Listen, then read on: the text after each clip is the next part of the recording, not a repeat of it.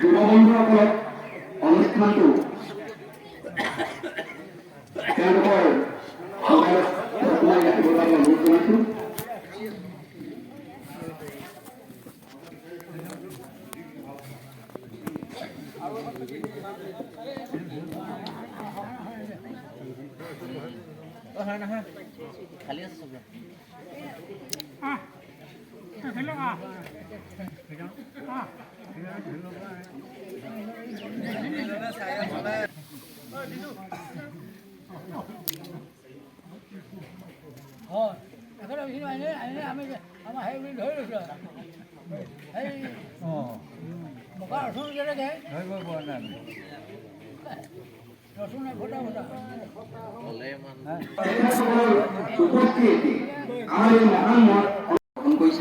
আৰু আপোনালোকক জনাবলৈ পাই মই সুখী হৈছোঁ। তেখেত আমাৰ এই অঞ্চলটোৰ এজন সংগীত সংস্কৃতৰ পণ্ডিত।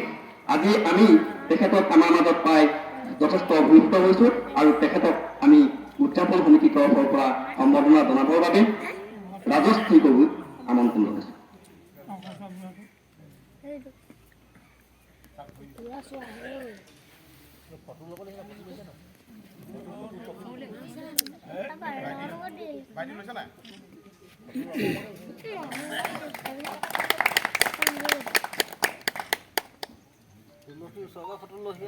দি আছো।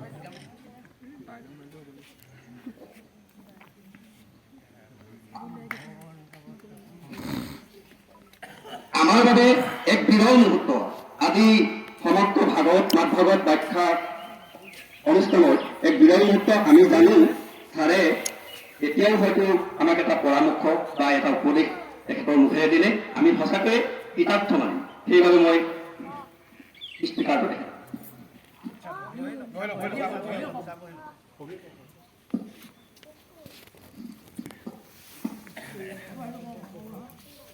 উপস্থিত আসনত বহি থকা আমাৰ আশীৰ্বাদৰ লোকসকল আৰু আশীৰ্বাদৰ কাম কৰা লোকসকল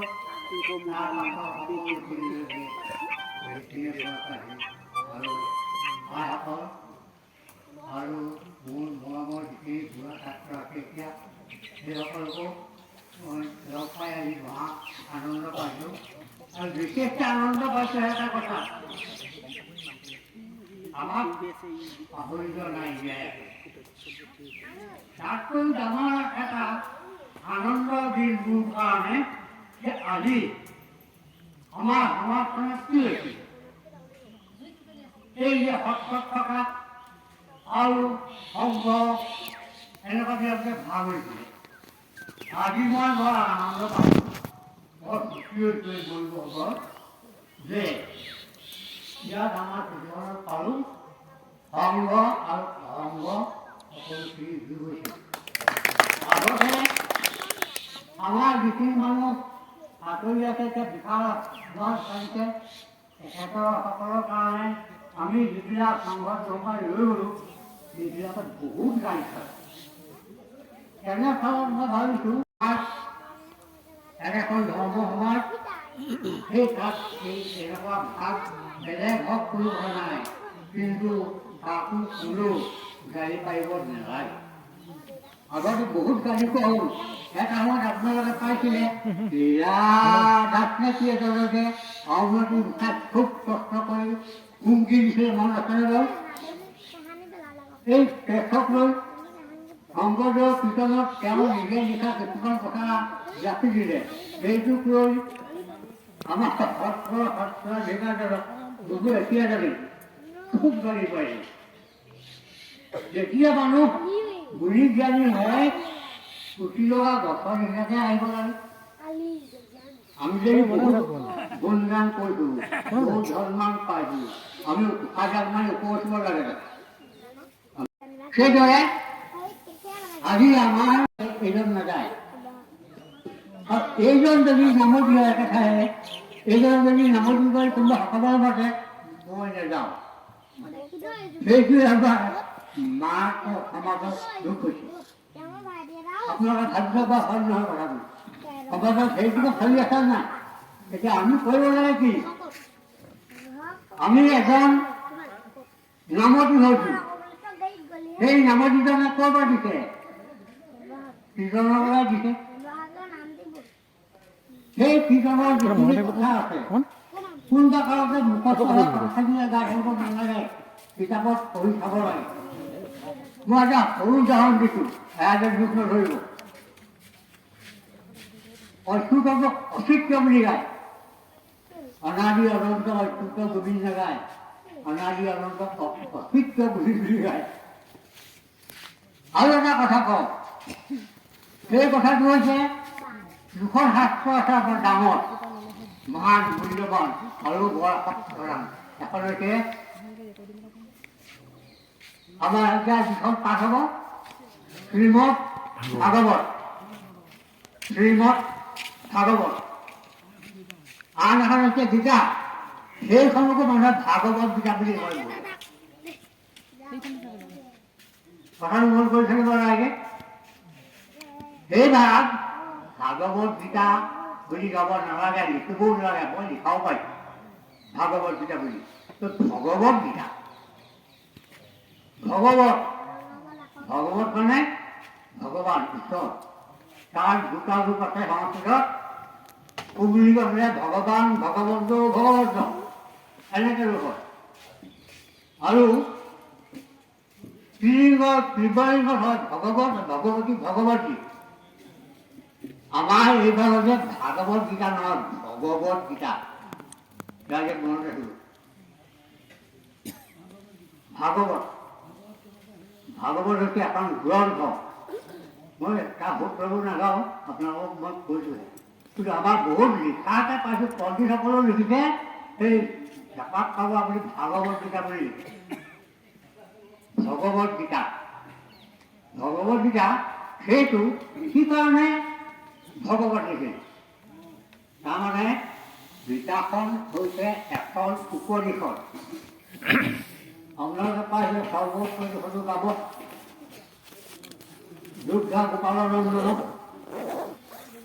আছে নাই এই গোটেই উপনিষদবিলাক হৈছে গায় তাক কি আছে বোলে গোপালানন্দ কোন শ্ৰীকৃষ্ণ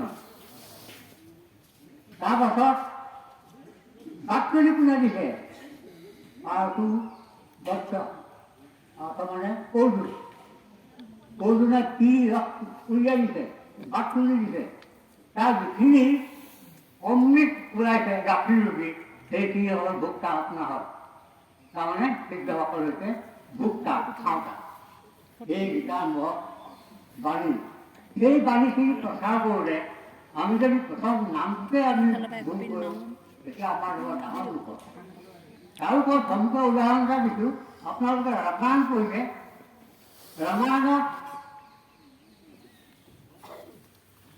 লক্ষ্মণে ইন্দ্ৰজিতক বধ কৰিব লাগে বধ কৰিবলৈ হ'লে এটা যজ্ঞ আছে সেই যজ্ঞটো যদি পুৰা হয় তেতিয়া লক্ষ্মণে ইন্দ্ৰজিতক বধ কৰিব নোৱাৰে এই যুদ্ধ সময়ত সেই আমাৰ গৃহস্থসকলে এটি সকাম পাতে আশা কৰি ভগৱান তুষ্ট হওক সেই ভগৱান তুষ্ট হোৱাত আমি সকলো গোট খাওঁ আমি যাতে পঢ়োঁতে বা নাম গাওঁতে সেই ভুলটো নকৰোঁ চাব লাগে আমাৰ ইয়াত কি উপায় আছে যিসকলে নাম গায় বা যিসকলে পাঠ কৰে তেখেতসকলক আশীৰ্বাদ দিয়া নিয়ম এটা বস্তু আপোনালোকে ৰাখিছে যে আশীৰ্বাদত কি দিয়ে আকাৰ ইকাৰ সুৰ সন্তান চাউল মান সময় সময় কিবা দুখ হৈছে মাফ কৰিব কোনে পাৰে আশীৰ্বাদটো পাঠকে তেনে গৃহস্থ কি হ'ল সেইটো চিন্তা কৰক যিহেতু যি আশা কৰিছিলে সেইটো কি হ'ল সেইবাবে আপোনালোকক কৈছোঁ, গতিকে যিসকল মানে আপোনালোকে নাম গাবলৈ লৈছে, যিসকলে পুথি পঢ়িবলৈ লৈছে, তেখেতসকলে গোট খাই লৈ আমাৰ যেনেকৈ এতিয়া এই 26 জানুৱাৰীটো হৈছে, তেওঁলোকক ট্ৰেইনিং দিয়া নাই জানো? যোনখন ফিল্ডত এসপ্তাহ আগৰ পৰা বিহু পাতিব লৈছে, বহুত দিনৰ কাৰণে জানো? এতিয়া যুৱনাথ বিশ্বত কিতাপি দিব লৈছে, এতিয়া যুৱনাথ চল নাই জানো? তাত কিমান দিন ট্ৰেইনিং কৰিছে? কিন্তু আমাৰ যিসকলে আমি সভা খাইছোঁ, কালি আমাৰ ট্ৰেইনিং হৈছেনে? নিজে যিটো ভাবিছোঁ সেইটোকে কৰিছোঁ। গতিকে মই সকলোকে এতিয়া চাব অনুৰোধ কৰিছোঁ, যিসকলে সকামত এই ভাগ লৈছে, তেখেতসকলে প্ৰথম কথা সেই বস্তুবোৰ সজোৱাৰ লগে সেইবোৰ আঠ খাই শান্তি পাব। এইটো বহুত ফালৰ পৰা কৈছোঁ, আপোনালোকে গালি পাৰিব পাৰক। দুটা কথা কৰোঁ। 3 নম্বৰ কথাটো কম, এই যে আমাৰ সমাজত উপমহলতে চব আপোনালোকে বহাই নকওঁ, ক'লে আৰু নিজৰ মানে কোটি কোটি যদি খোৱা হ'ব, এই ভাষাবোৰ মুখত আপোনালোকে টিভিবোৰ হিচাপে পাইছে। আমি যিসকলক গল্প ডাঙৰ মানুহ বুলি নমস্কাৰ জনাওঁ, আমি মাজৰ পৰা পঠিয়াই দিওঁ, তেওঁলোকৰ মুখবোৰ শুদ্ধ নকৰোঁ। পানী ছটিয়াবলৈ মন নাযায়নে মুখবোৰত? এনেকুৱা কিছুমান শব্দ ব্যৱহাৰ কৰে, আপোনালোকে গাঁৱতো বুজ কৰিব নকৰে।